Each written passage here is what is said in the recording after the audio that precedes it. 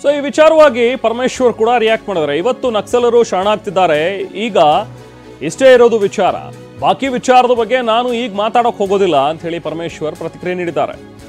Vikram Gowda encounter ವೇಳೆ ಶರಣಾಗುವಂತೆ ಕರೆ ಕೊಡಲಾಗಿತ್ತು.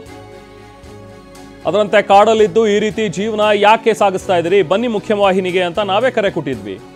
ಶರಣಾಗತಿಯಾಗುವ ನಕ್ಸಲರ ವಿರುದ್ಧ ಹಲವು ಕೇಸ್ಗಳಿವೆ ನಿಜ. ಕಾನೂನು ಪ್ರಕಾರ ಏನೇನು ಕ್ರಮ ಆಗಬೇಕು ಆ ಕ್ರಮಗಳನ್ನು ನಾವು ಕೂಡ ಕೈಗೊಳ್ತೀವಿ. ಪ್ರಕರಣಗಳ ವಿಚಾರದಲ್ಲಿ ಕಾನೂನು ಪ್ರಕಾರ ಕ್ರಮ ಆಗತ್ತೆ ಅಂತ ಹೇಳಿ ಬೆಂಗಳೂರಿನಲ್ಲಿ ಗೃಹ ಸಚಿವ ಪರಮೇಶ್ವರ್ ಹೇಳಿದ್ದಾರೆ.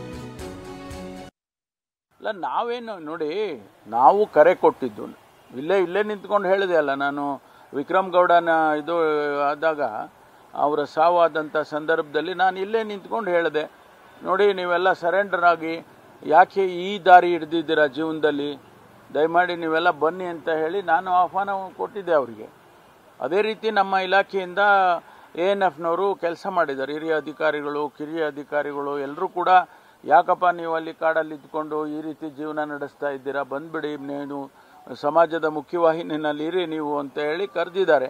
ಈಗ ಅವ್ರ ಮೇಲೆ ಕೇಸ್ಗಳಿದೆ ನಿಜ. ಅದನ್ನು ಯಾವ ರೀತಿ ಅವರು ಸರೆಂಡರ್ ಆದಮೇಲೆ ಯಾವ ರೀತಿ ಕೇಸ್ಗಳ ಬಗ್ಗೆ ಚರ್ಚೆ ಮಾಡಬೇಕು, ಅದಕ್ಕೆ ಕಾನೂನಿನಲ್ಲಿ ಏನು ಅವಕಾಶ ಇದೆ ಅದನ್ನು ನೋಡ್ತೇವೆ.